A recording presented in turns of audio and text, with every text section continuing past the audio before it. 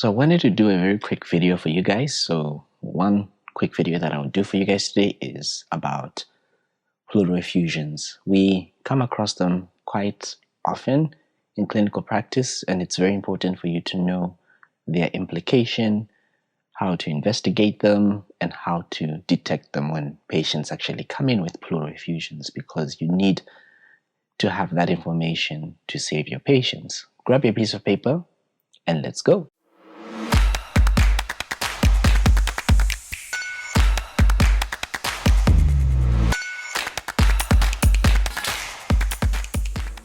Hello and welcome to MK's Medical Review Series. My name is Dr. Moses Kazevu. This is a series on my YouTube channel where we'll look at medical topics in depth. Today we're going to be looking at pleural effusions. If you haven't yet subscribed to the channel, please hit the subscribe button, hit the bell notification icon to be receiving notifications of such amazing content every time I post. Grab your piece of paper and your pen and let's go. So remember that the lungs are going to be enclosed in this membranes, or surrounded by these membranes that have some fluid in it. These membranes are important because they're going to lubricate the lungs, allow them to move within the thoracic cavity. There are two membranes that are surrounding the lungs, adherent to the lung itself, the lung parenchyma, adherent to the lung parenchyma, even within the fissures of the lungs. We have a membrane that is referred to as the visceral pleura. Then adherent to the thoracic cavity, you have a membrane that's known as a parietal pleura. So you have a visceral pleura and you have a parietal pleura. In between these membranes is a potential space, and this potential space is what we refer to as the pleural cavity or the pleural space. So a pleural effusion is just simply accumulation of excess fluid within this pleural space. It could be fluid that is arising because of blood. It could be due to pus.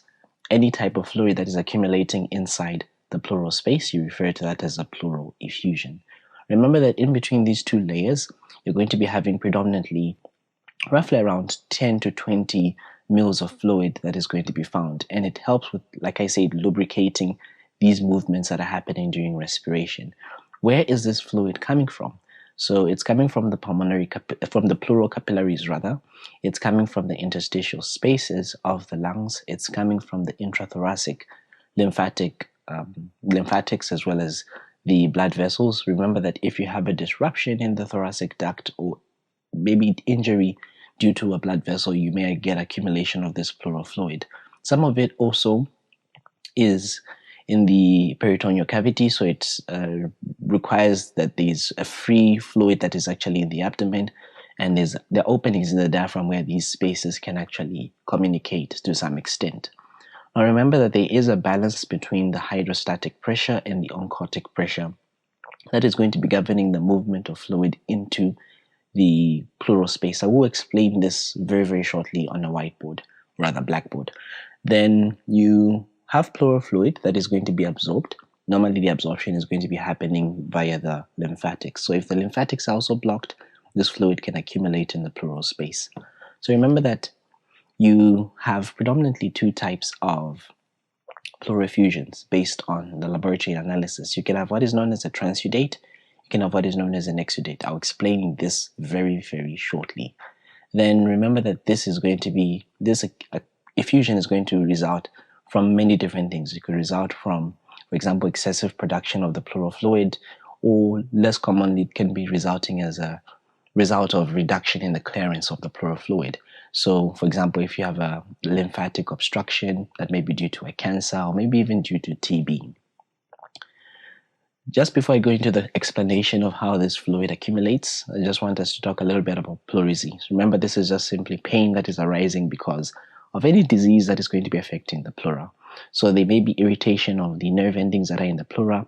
There may be formation of these bradykindins, substance P, that are going to be causing this pain to be transmitted. It's often sharp type of pain, and it's often worsened by movements of the chest. So it's worsened by deep inspiration, it's worsened by coughing movements, it's worsened by twisting or even bending movements, and it's sharp and quite well localized. Then you may have some common things that have pleurisy, like pneumonias, pulmonary infarcts, carcinomas, and rarely you may have rheumatoid arthritis and SLE. Now, before I come to this particular table here, I just want us to get to this whiteboard so that I can explain a few concepts for you and you can understand this. So I'm going to divide this whiteboard into predominantly two aspects here. So on one side here, I'm going to explain how the transudates are going to be coming about. Then on this other side, I'm going to explain how the exudates are coming about. So remember that we have, let's say, our lung tissue. So I'll draw this box to represent the lung tissue here. Okay, and then surrounding this lung tissue, you have pleura. So let's say you have this lung in the inside, and then you have, of course, the pleural. So this here is known as the pleural space. Pleural space. Now remember that there are some vessels that are producing this pleural fluid, filtration from the vessels, and this pleural fluid also has some extent, to some extent, has some electrolytes. It has some proteins that are present here. So there are forces that are present in this pleural space, and I usually like to explain this with what I call the cup analogy. So what is this cup analogy? Suppose, let me just draw a sidebar here. Suppose you had a cup, okay? And let's say within this cup you had some water that was in this cup. So remember, whenever fluid is within a container, it's going to be exerting a certain pressure on the walls of that container. So this pressure that is exerted on the walls of that container is what we refer to as the hydrostatic pressure. It tends to push fluid out of this cup. In other words, you have fluid in a container. It's going to be, its molecules are going to be exerting pressure on the walls of the container, and if this container is permeable to water, it's going to be pushing this fluid out of the vascular space. You won't get loss of the very large molecules. For example, if you had proteins inside here, red blood cells, because the permeability of the endothelium has not increased, it has remained the same. The only thing that has changed is that you have this hydrostatic pressure that has increased. So you're pushing fluid. Then there's another force that tends to push fluid into the vascular space, or pull fluid into the vascular space, because this fluid has an osmolarity. It has proteins, it has electrolytes. The proteins are going to be offering a type of pressure that is known as the colloidal pressure, or you can call it as an oncotic pressure. Then the electrolytes are going to be offering an osmotic pressure. Remember, colloidal pressure or oncotic pressure are a type of osmotic pressure. This tends to pull fluid back into the vascular space. So there's a balance between the forces that are pushing fluid out of the vascular space versus the forces that are pulling fluid into the vascular space. And remember that these proteins that are sometimes in the bloodstream help maintain this water in the bloodstream. So let's say we have a blood vessel here. And remember that if anything is increasing the hydrostatic pressure of this fluid in these vessels, it means that there's going to be a lot of fluid that is going to be leaking out in the pleural space. So any pathology that can be resulting in drop, or rather increase in hydrostatic pressure, it could be heart failure without changing the endothelial permeability. Heart failure, for example, you are losing this hydrostatic pressure, or rather increasing this hydrostatic pressure, and this is resulting in accumulation of this fluid in the pleural space. So this person gets a pleural effusion. Alternatively, someone could have been losing those proteins in the vascular space such that they can no longer maintain those fluid inside the vascular space, and they leak out into the pleural space. Now, this could be in the background of a patient that is having, for example, a nephrotic syndrome. So those are two examples of how transudates are going to be coming about. And remember why we are calling them as a transudate. You have a lot of fluid that is leaking out, but it doesn't have a lot of proteins that are in it. So you get this fluid that has a fluid component, for example, and not so much proteins. We call that as a transudate. This is because you have either an increase in your hydrostatic pressure, or an increase in the or a decrease in the oncotic pressure, and both of these scenarios are resulting in more fluid leaking out from the vascular space than we see with the proteins in these larger components in the bloodstream. So we refer to that as transudates.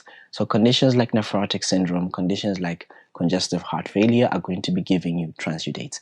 On the other end of the spectrum here, let's say we draw our chest wall again, then we draw our lung inside there, and then this is the pleural space.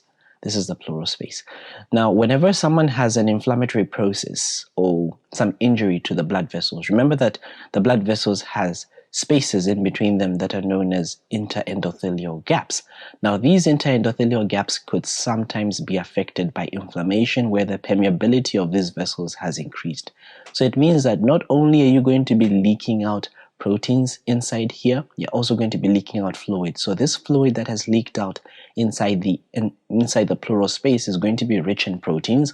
It's going to have also a fluid component. So it's going to be much more proteins that are leaking out because the endothelial permeability has increased. So we see this in conditions like inflammation. We see this with malignancies. So the type of fluid that you're going to find here is what is referred to as an exudate. So that's the large big difference. So let's get back to this. So we have a transudate, which is because of either elevation of hydrostatic pressure or a decrease in oncotic pressure, heart failure, cirrhosis of the liver, nephrotic syndrome, mixed edema that we see in hypothyroidism, hypoproteinemia, constrictive pericarditis, ovarian tumors. We can have a phenomenon, rather, a triad that's known as Meigs syndrome, where someone has an ovarian tumor, they have a right-sided pleural effusion, and they have ascites. Then you may sometimes have an exudate. Like I said here, it's because there's inflammation, and this inflammation is increasing the permeability of the pleural surface to the protein. So we see this with infections, we see this with pneumonias, we see this with infections of the esophagus, we see this with the mediastinum, problems with the subdiaphragmatic areas, traumatic injury, even extension of infections from adjacent organs. So we can see this with pneumonic effusions, with TB, with fungal empyema. You may see this with esophageal rupture, pulmonary embolism, neoplasms like mesotheliomas, which is a tumor of the pleural membranes. You may see this with autoimmune conditions like SLE, rheumatoid pleural effusions, esophageal rupture, subdiaphragmatic abscesses, pancreatitis, uremic pleural effusions, hemothorax, which is blood in the thoracic cavity, chylothorax, when you have this thoracic duct injury. Remember that the thoracic ducts are the ones, or the lymphatics are the ones that are supposed to drain this lymphatic fluid. So if they are not draining the lymphatic fluid, it accumulates in the pleural space and results in a pleural effusion. We call that as a chylothorax. Then you may see it also with radiation and drugs. So what clinical features do we suspect? So this patient will have a problem of the underlying condition. They'll have, let's say if they have TB and there's an effusion, they'll have constitutional symptoms of TB. For example, the night sweats, the productive cough, the weight loss, the anorexia. So they may generally have shortness of breath because remember there is this fluid that is surrounding the lungs. The lungs can no longer expand and the pleura may be irritated, and because of the inflammation that is there, they have this pleuritic chest pain, which is sharp, worsened by respiratory movements, worsened by twisting movements. They may have a dry, non-productive cough. These are common symptoms that we see, but sometimes this patient may have a pleural effusion and they may be asymptomatic. You only discover it on the exam.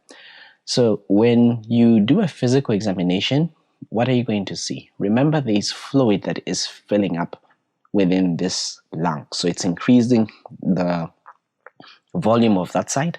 So it means that the pressure on that side also is going to increase. So this volume is going to be compressing on the lungs, compressing on the structures. For example, if you have it on the right side, it will increase the volume on the right side. So this will push all the structures to the opposite side.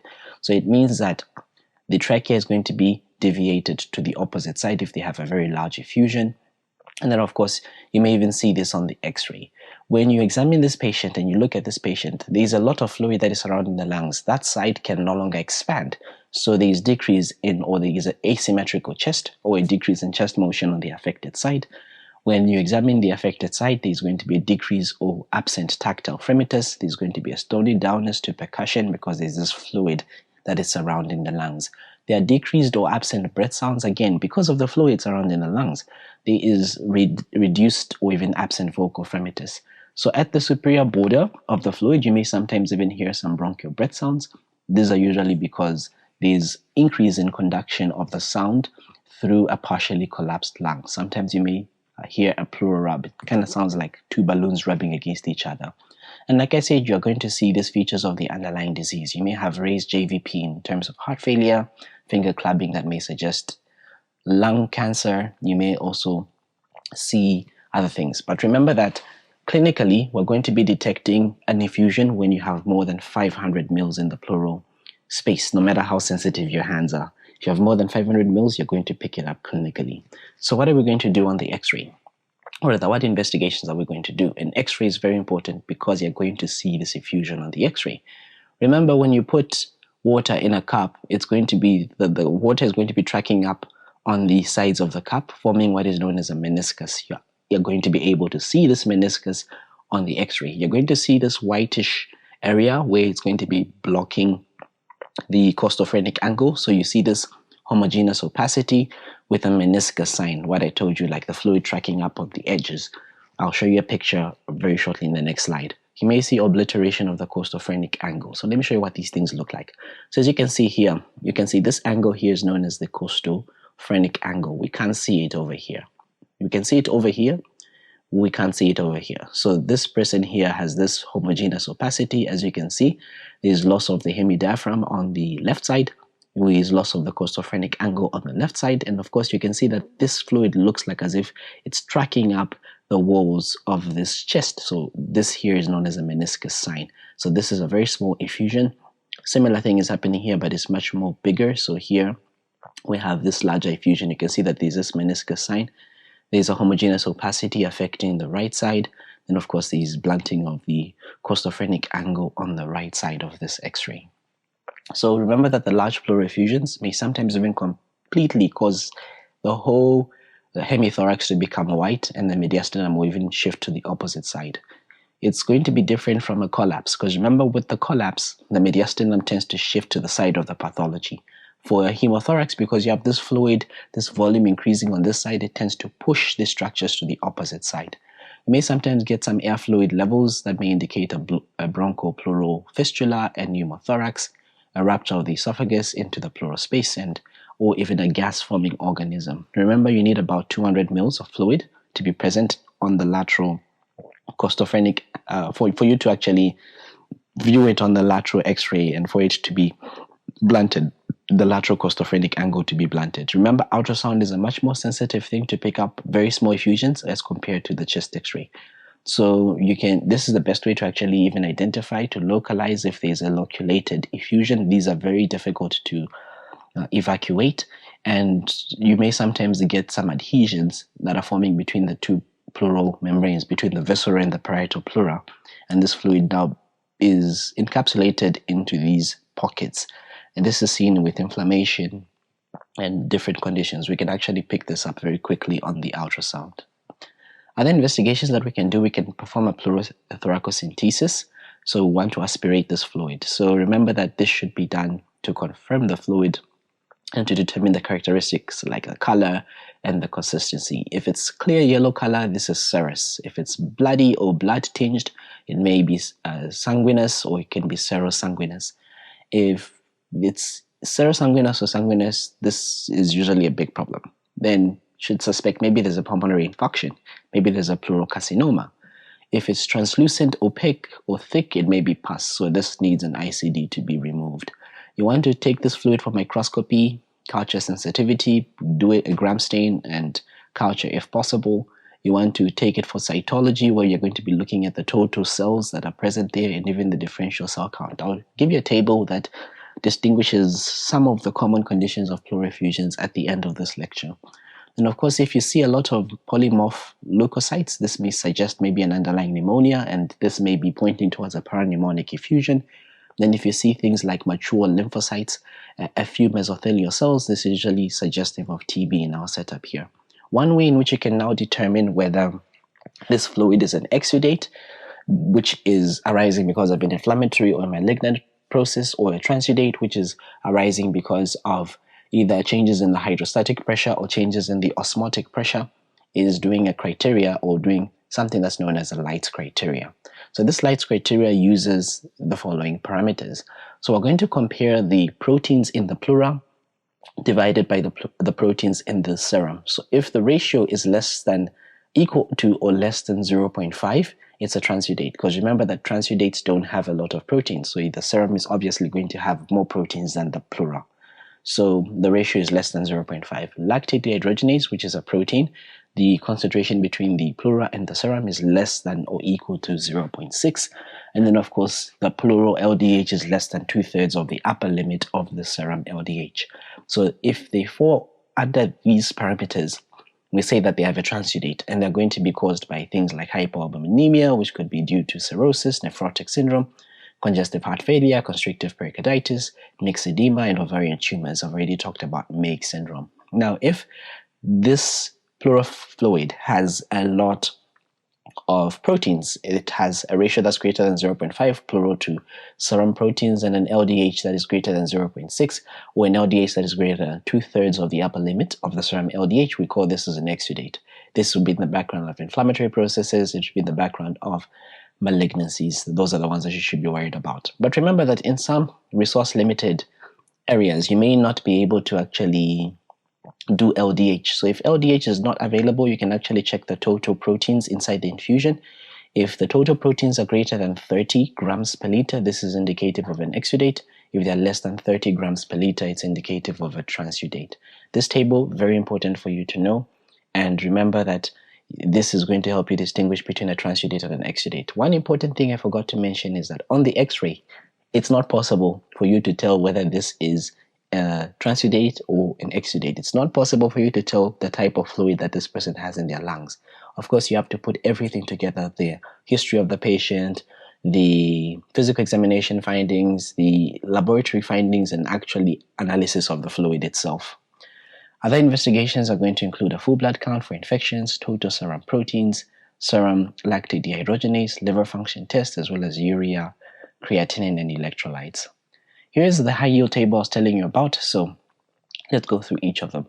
So with congestive heart failure, remember this is because of increase in hydrostatic pressure, the backup of fluid in those areas. So you get this clear straw colored appearance. Not going to have a lot of white blood cells, not going to have a lot of red blood cells, so less than 1,000, less than 5,000 red blood cells. The pH would be normal, glucose would be normal, and of course they may have cardiomegaly on the X-ray. Very straightforward congestive heart failure. If it's a pneumonic effusion, remember this tend to give you exudate, so the appearance of the fluid is going to be turbid. They're going to have a lot of neutrophils, 5 to 40,000. Red blood cells will be less than 5,000, so there won't be so many. The pH will be normal or low. The glucose will be normal. Empyema, it's pus, so a lot of neutrophils, 25 to 100,000 neutrophils. Less than 5,000 red blood cells, which is normal. The pH is less than 7.2. The glucose is low, because there's this organism that is eating up the glucose in the pleura. So these ones need to be drained. So as long as there's pus in the chest cavity, this patient is still going to have those swinging temperatures. You need to drain this fluid. You need to put them on antibiotics that they are responding to. If it's CB, it's going to be serosanguinous, 5 to 10,000 lymphocytes. They may be mature. Less than 10,000 red blood cells. The pH should be normal. The glucose may be normal or low. And then, of course, you want to do an AFB on this pleural fluid. You can sometimes even do serum ADA, aminodeaminase. Then malignancies are going to be bloody, 1 to 100,000 lymphocytes, less than 100,000 red blood cells. pH will be normal, glucose will be normal. You want to do cytology for these patients to pick out those malignant cells. For a pulmonary embolism, it may be bloody, 1 to 50,000 neutrophils, less than 100,000 red blood cells. pH is normal, glucose is normal. Of course, they'll have other features or other risk factors of pulmonary embolism. In terms of hemothorax, it'll be bloody, so 1 to 50,000 white blood cells, more than 100,000 red blood cells. That's how you know that there's blood in this pleural fluid. pH would be normal, glucose would be normal, you want to do your hematocrit ratio. Then esophageal rupture, it will be turbid, 5 to 50,000 white blood cells, less than 10,000 red blood cells. pH would be very low, your glucose will be low, and they'll have a high level of amylase.